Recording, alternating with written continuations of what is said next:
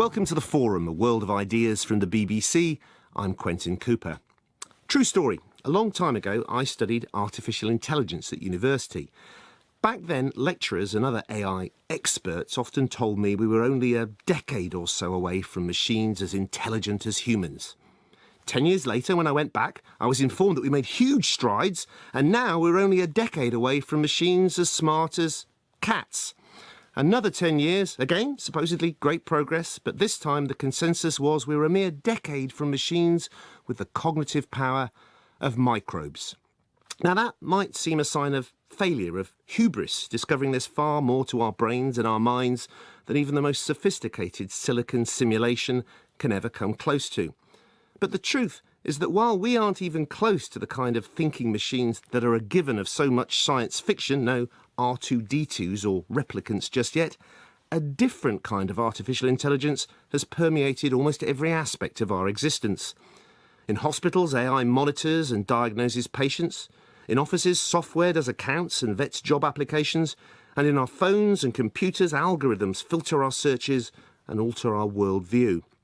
All this programming and processing power has been developed to help us. But is it also changing us? And as our machines learn, because we've designed them to, do we need to learn more about what happens when their logic is applied to our messy, complex, often illogical daily lives? On today's forum, we're asking how artificial intelligence influences real human intelligence. Does it support it, or warp it, or even undermine it? And ultimately, is AI something we really need? With me are three guests, all people, no machines. I hope that won't be seen as signs of bias. Zubin Garamani is Professor of Information Engineering at the University of Cambridge, where he leads the Machine Learning Group. Digital anthropologist Lydia Nicholas is a senior researcher at the Innovation Foundation Nesta, and particularly interested in AI's use in healthcare and government.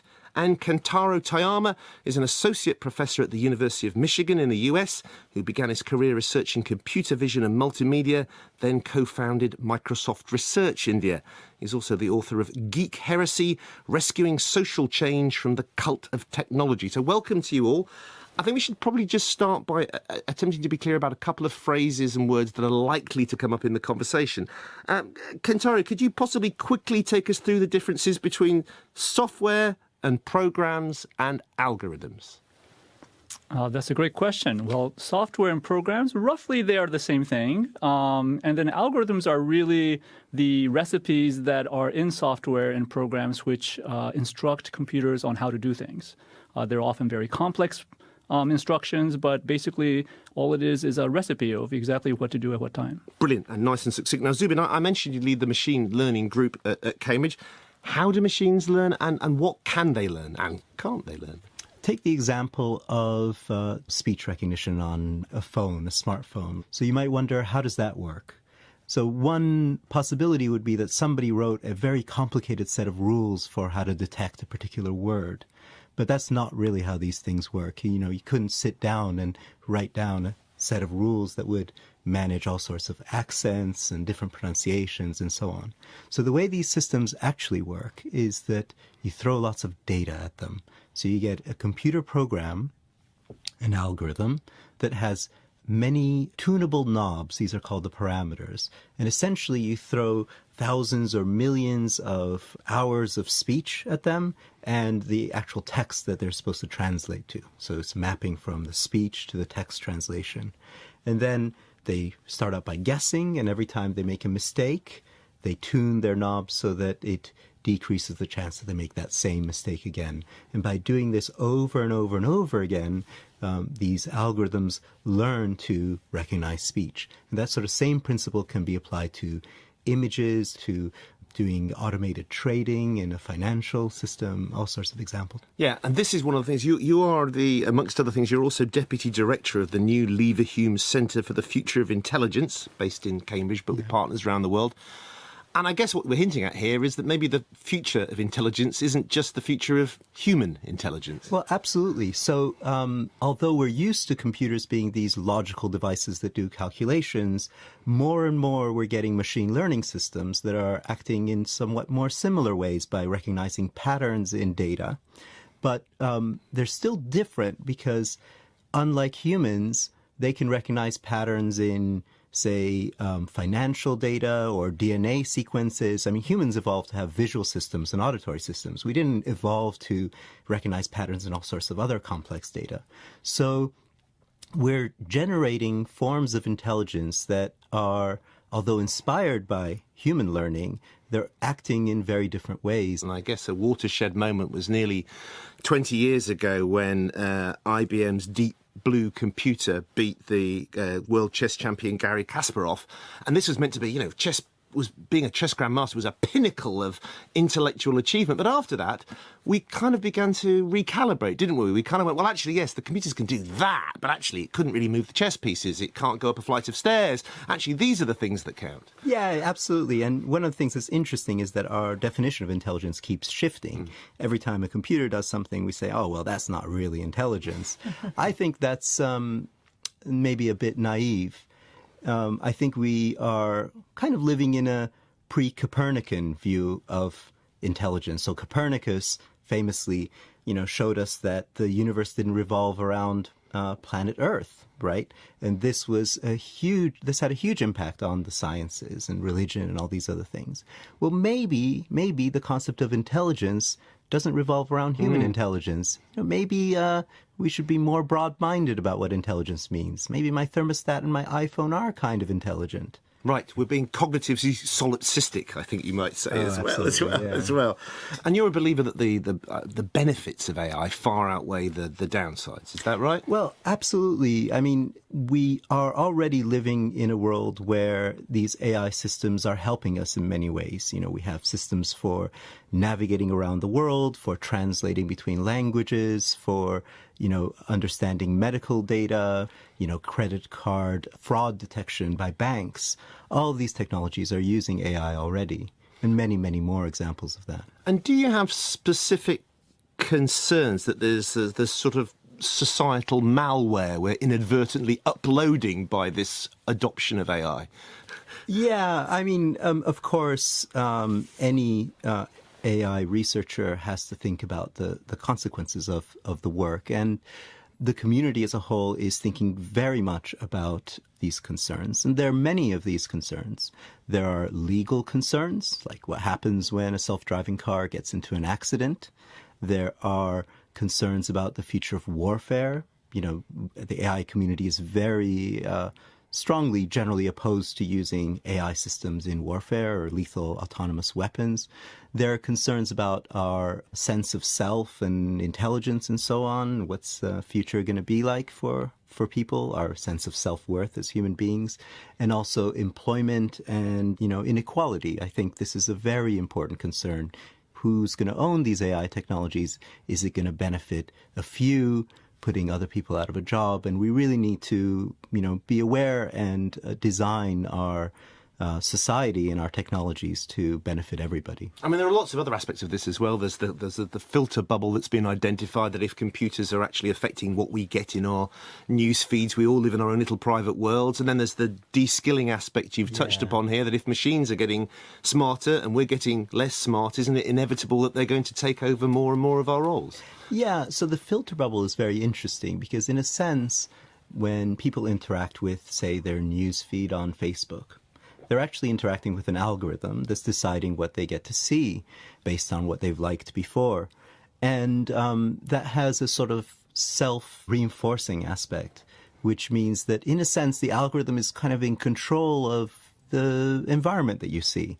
And I think we need to be aware of that. Do we want humans to stay in control, or do we want them to live in bubbles controlled by computers? I mean, clearly, people would have strong opinions about that.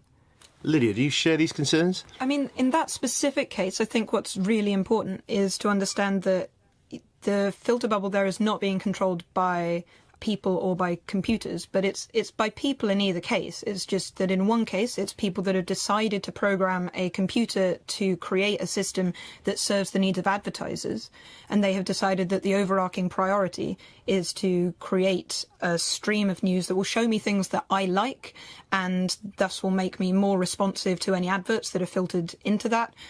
So it's not necessarily the case of being controlled by humans or by computers, but about our environment as a whole becoming smarter and who is in control of how those smart environments are shaped.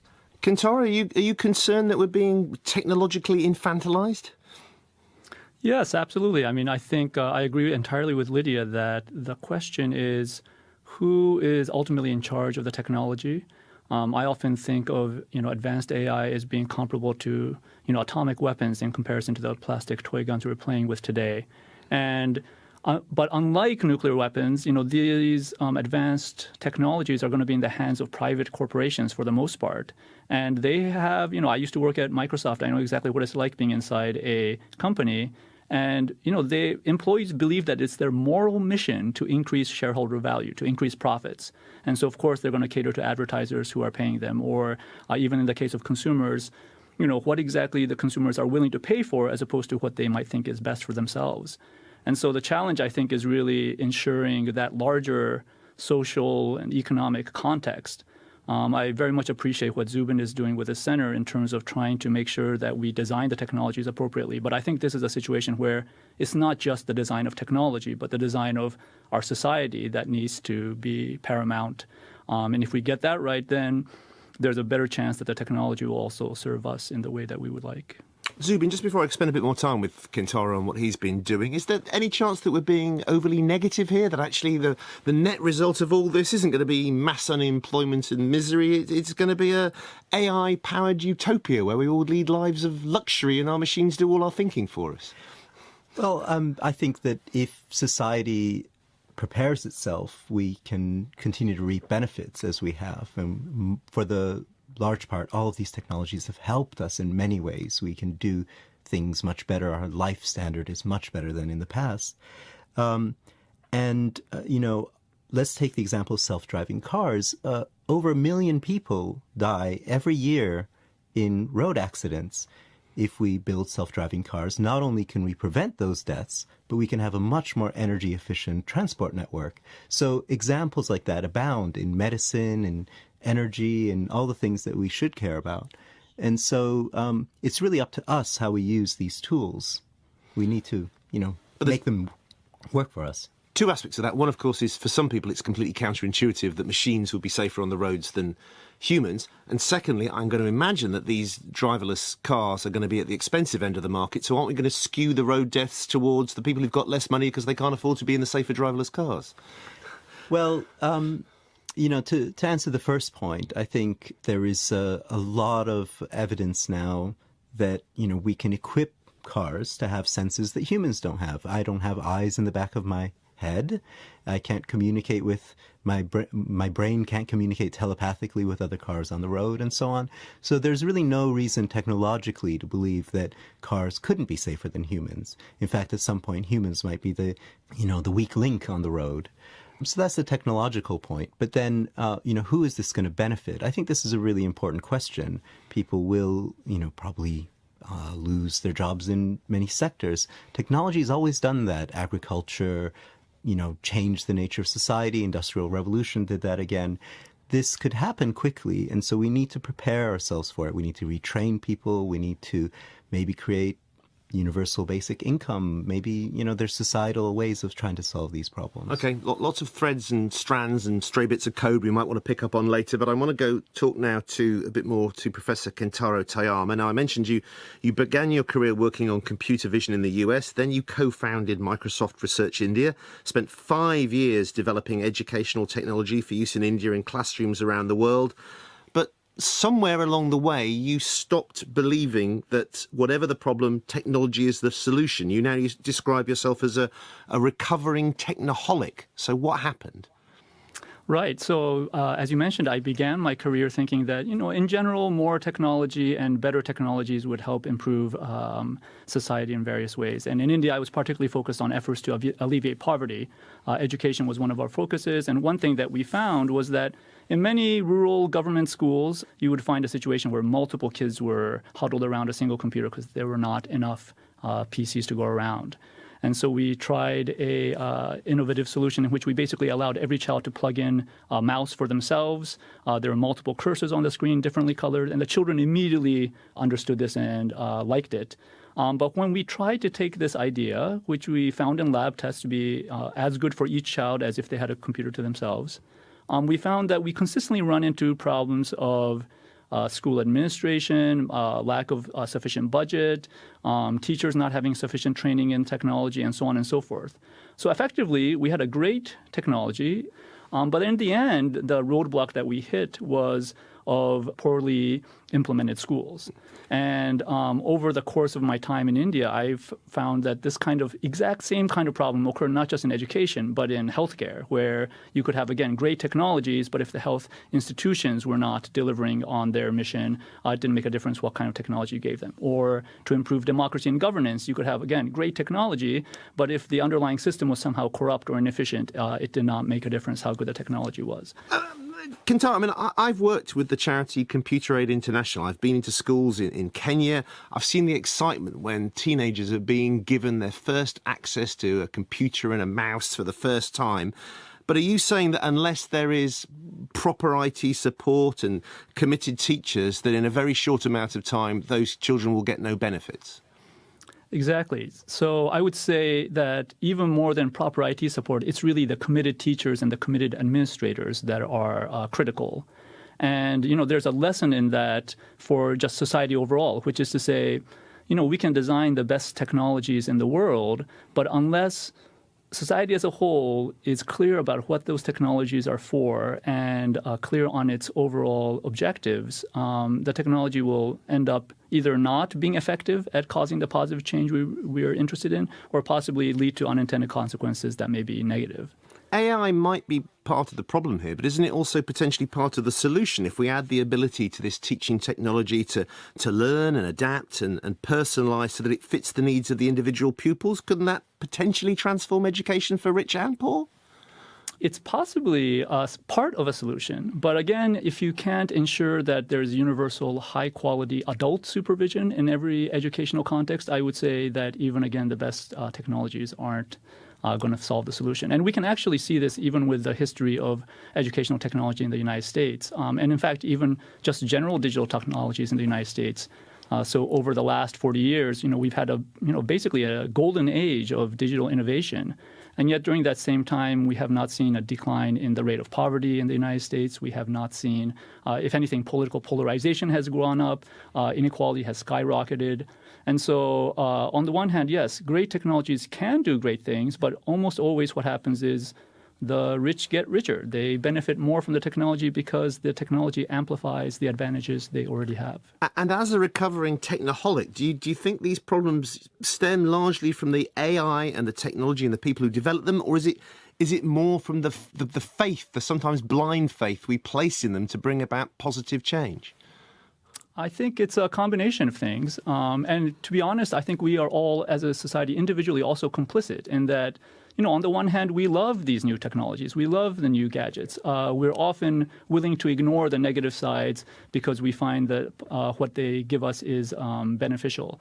But I think we need to be a little bit more careful. We can't be blasé about the potential negative impacts just because there are many examples of positive impact. Zubin Garamani, from what Kentaro is saying, AI and technology, at least in education, seem to either have little impact or actively make things worse. Can AI help solve any of this? I would certainly agree with Kentaro that technology alone isn't going to solve anything, and there needs to be the infrastructure around society to benefit from it. But on the other hand, all of these technologies are designed to make essentially all of our activities more efficient. So the more AI technologies we have, the more we as a whole society can operate more efficiently. So if we can learn to redistribute that efficiency, then certainly people will benefit, and we can choose as a society to benefit the people that are most disadvantaged. But that's not a technological solution alone. Kentaro, I mean, you've claimed that although we usually embrace technology as being a means of bridging inequalities, it more often acts like a jack, widening them further. Absolutely. So with educational technologies, I mean, we already see this today. Well-educated, wealthy parents, what they are really seeking is the highest quality adult supervision for their children. And of course, those schools may also have fancy computers, but the computers are secondary. With fancier and fancier technology, you can imagine that, again, it will be the world's elite that have the best access to the best technologies. And, the people who are currently poor and less educated will end up being able to, afford the ones that turn your child into a duck. It's all kinds of these disparities which are fundamentally in society itself. Unless we address those, it doesn't make a difference how good the technology is. Lydia Nicholas, we'll get on to your own particular experience with healthcare and governance after the break, but from what you've heard there, does that chime with your own experience? I mean, I would build on the issue of education and AI with specifically the idea of the encroachment of AI into education carries the risk of training children or training people being educated to be machine readable, to provide outputs that are easily marked and understood by algorithms. Now, there are a lot of companies that offer services that check for plagiarism and for repetition and so on within essays. And these have been developed to the point that they can now mark and are used to mark in America college-grade essays for genre, style, and content. And that encourages the people that are writing to those tests to write essays that are readable by those algorithms, that don't show that kind of strange creative flair, that don't attack the question in a different way, and to think and to deliver content that is machine readable. Now, if we're trying to train a generation that is going to have to collaborate with machines and work with machine intelligence, obviously what we want is to develop skills that are uniquely or particular to humans, as opposed to making them more and more machine-like or training them that is the way to... Yeah, we're encouraging convergence rather than divergence. Exactly. And so if you have skills that have been taught to you by an algorithm, it's going to be much harder for you to outcompete that algorithm further down the line. Kentaro? You can really tell what technology company executives really think about technology when you consider where they send their children to school. When they have their marketing hats, of course, it's, technology is fantastic and we should have more of it in our educational system. But many of the same executives send their kids to schools, often private Waldorf schools that ban electronic technology until the 8th grade. The schools also ask the parents to limit exposure to electronic technology at home. And so that tells you something about what those parents know. I mean, these are people who completely understand the technology and push it to consumers whenever possible, but they're trying to withhold it from their own children. Today we've been turning our limited human brains to the strengths and shortcomings of artificial intelligence, exploring how machine thinking diverges from human cognition and the problems those differences can cause. In short, we're attempting to answer the question, why do we need AI? With me are Professor Kentaro Toyama, co-founder of Microsoft Research India, Zubin Garamani, Professor of Information Engineering and leader of the Machine Learning Group at Cambridge University. And for now, we're going to focus on our third guest, digital anthropologist Lydia Nicholas, particularly interested in AI's use in healthcare and governance. Are these areas where AI has had a substantive impact? So one of the issues that you're getting in healthcare is that artificial intelligence is extremely good at bounded problems, at problems where you can see the edge of the issue. Because AI does not learn about the whole world, it learns about data sets.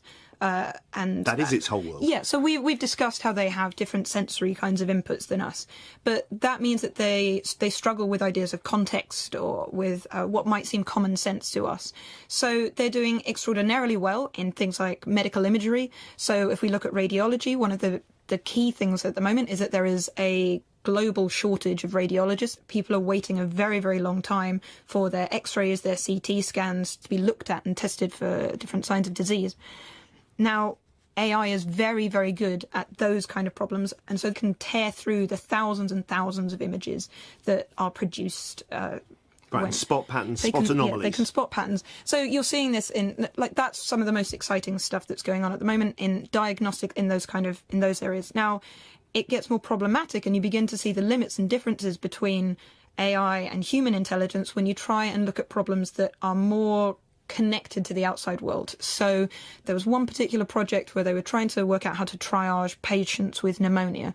Are they likely to have complications, in which case they need to be given a bed in a hospital or even escalated to intensive care? Or do they get treated as an outpatient because they're likely to be okay?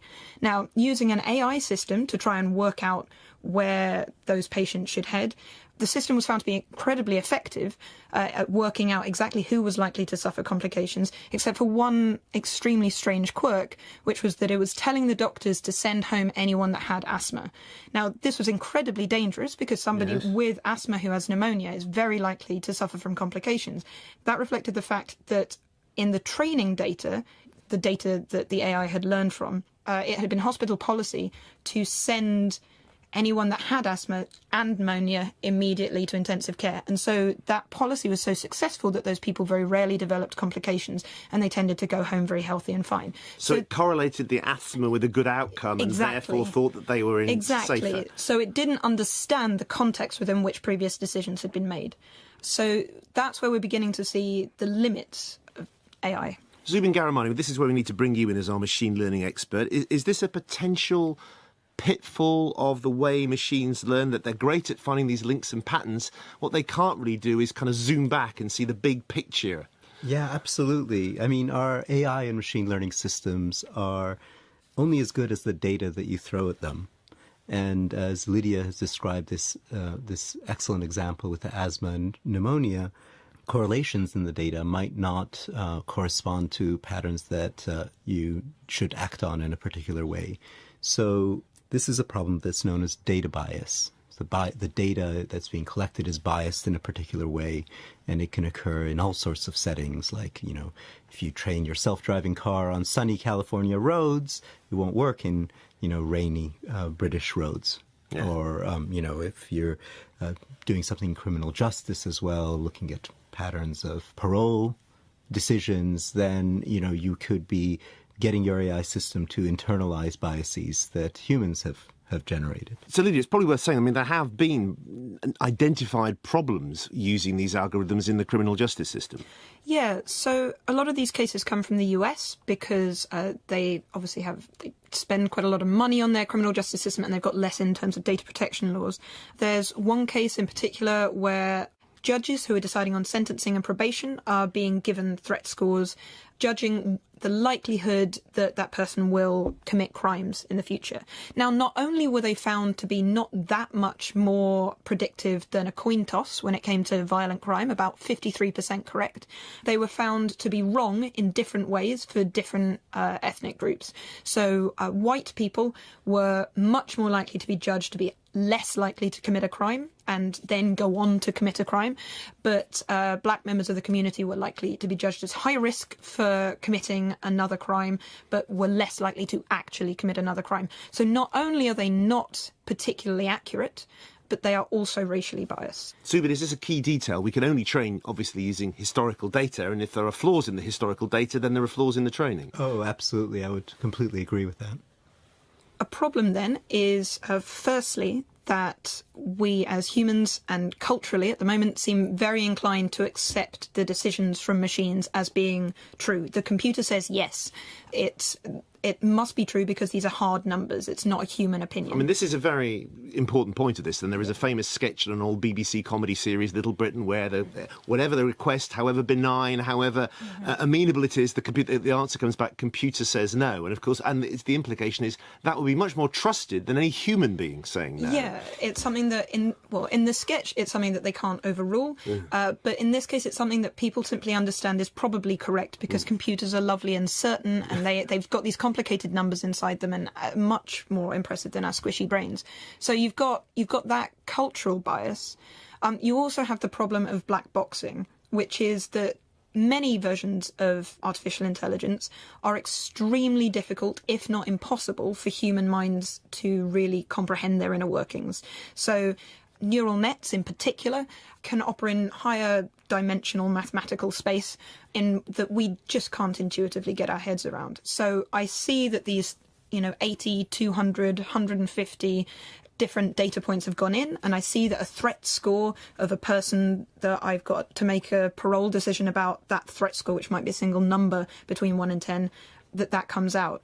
I've got no idea how that has been weighted. I've got no idea what sort of biases might be in there. There's no real way to work out exactly where something went wrong. And what you can't even tell is, hypothetically, let's say this particular piece of AI makes the right decision 99 times out of 100, but if you're that 100th parolee and that machine has made the wrong decision, and because it's a bit of black box AI and you can't interrogate that decision, that is not justice. Well, it's extremely difficult for that reason, but also, say, for reasons of legislation and trade secrets. So a lot of the time, those algorithms are proprietary. They're owned by companies, and they are extremely difficult to challenge in court.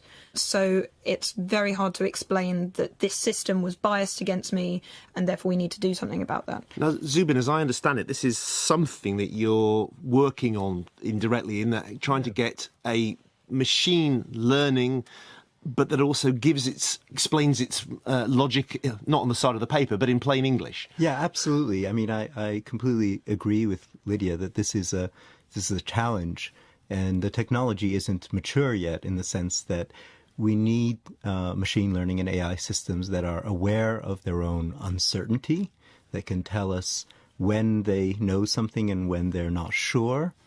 We need systems that can tell the difference between correlation and causation, which is related to the asthma. Yeah, which humans often can't. You know, And we should probably clarify. I mean, a classic example of confusing correlation with causation is that, the rooster crows just before sunup, so the rooster causes the sun to rise. It's mixing up what cause and effect. Right. And my favorite example like that is the seatbelt sign and turbulence in airplanes, right? The seatbelt sign comes on right before turbulence. It doesn't cause the turbulence.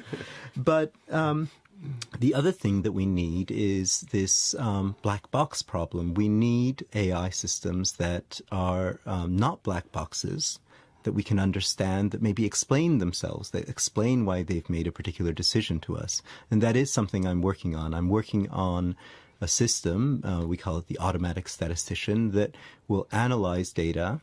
It'll find patterns in the data, and then it will actually try to explain in plain English with plots and, in a full report that should be readable by somebody technical but not a real expert, why it's found those patterns. But isn't there a slight element of catch-22 to this? If we get this explainable AI that can take us to something we can understand, that means it's something that would be within our brains to understand, and maybe some of the things these machines can do are beyond what our brains can understand. Yeah, I think there is a really interesting tension there between getting our systems to be explainable and transparent versus getting our systems to perform very well. So there's a trade-off. But I think there is a lot of hope to have systems that perform very, very well. And most of the time they can give us good explanations for what they did.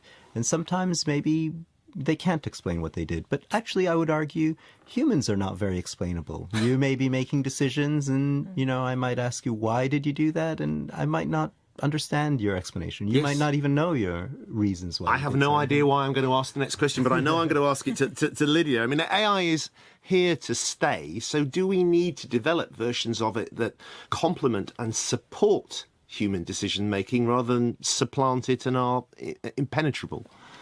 We need to both work on the explainability of artificial intelligence, but we also need to work on culture and education and understanding of probabilistic outcomes, because most of the time an AI will give you an answer that isn't yes or no. It will say, I'm 80% certain, or this person's threat score is 2 out of 10, which doesn't mean, as the human brain wants to jump to, that if it's 80%, then it's certain to happen. If it's 2 out of 10, then it's absolutely fine. But there's also the issue of interface. When you start using artificial intelligence in government and in providing services to people, you need to be able to design the interaction between person and machine so that the person that is providing a service, they're not simply repeating the thing that the machine has said, but that the intelligence is being used to extend human expertise.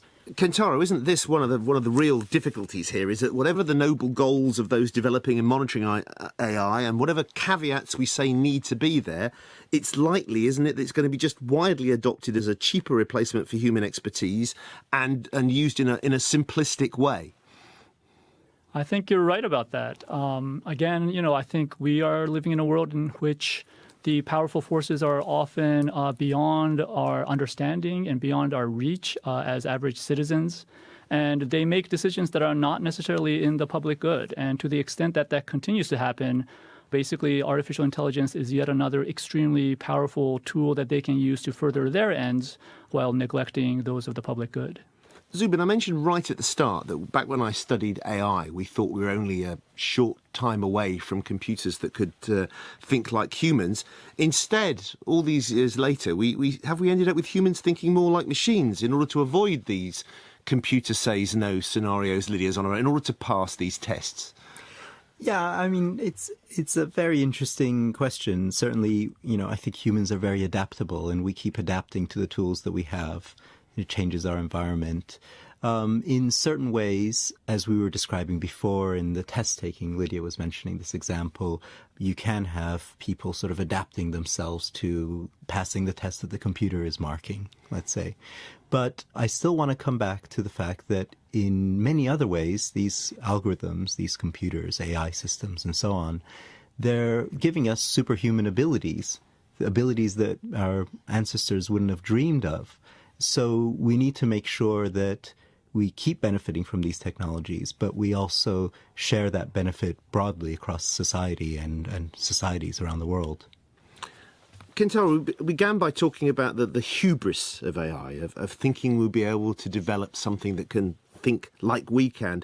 In the end, should all these attempts and all these difficulties lead to the realization that actually there are these differences between machine logic and human thinking, and actually we need to appreciate more what an incredible piece of kit the human being is, rather than getting so excited about the latest phone?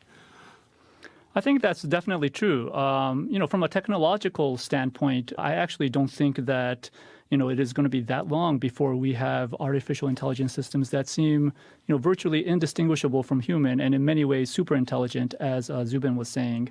I think the risk is really that we are going to undergo a phase in which, these super intelligent machines there'll be machine savants. They'll be spectacularly good at some things and yet lack the kind of moral common sense that, we expect of adult human beings.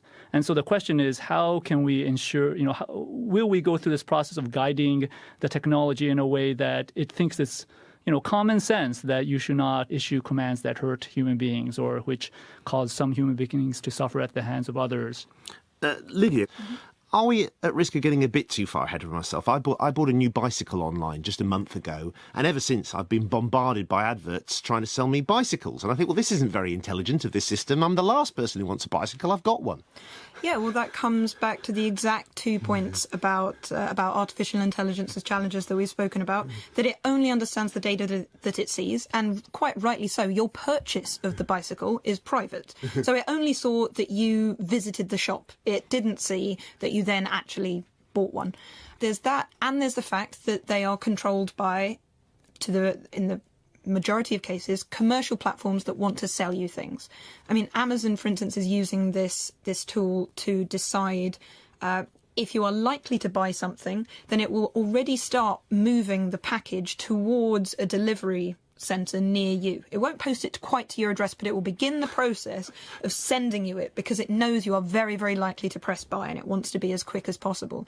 If that kind of technology, if that kind of intelligence could be used to get medical equipment to people, if it could be used to get the right kind of support to people who have special educational needs, that have disabilities, then even with the present level of AI, we could be living in a much happier and more inclusive world. So our key problem is both narrowness, the narrow, powerful beam of AI has to be supplanted by the human ability to steer that torch, but also the fact that at the moment these technologies are being used brilliantly and with great creativity by people that want to sell us things. And we could be doing much better on both counts. OK, that is it. My thanks to machine learning expert Zubin Garamani, digital anthropologist Lydia Nicholas, and for warning us to beware of geeks bearing gifts, Kentaro Tayama. Now, if you agree or disagree with what they have said or have intelligent thoughts of your own to add, we would love to hear them. You can get in touch with us via Facebook, and you can listen to other editions of the forum at your leisure by going to bbcworldservice.com/forum, assuming we haven't put you off ever going near a computer or smartphone again. And for our bird song as usual to end the programme, here's not AI, but a goldeneye, a Barrow's goldeneye recorded at the wonderfully named Risky Creek in British Columbia, Canada.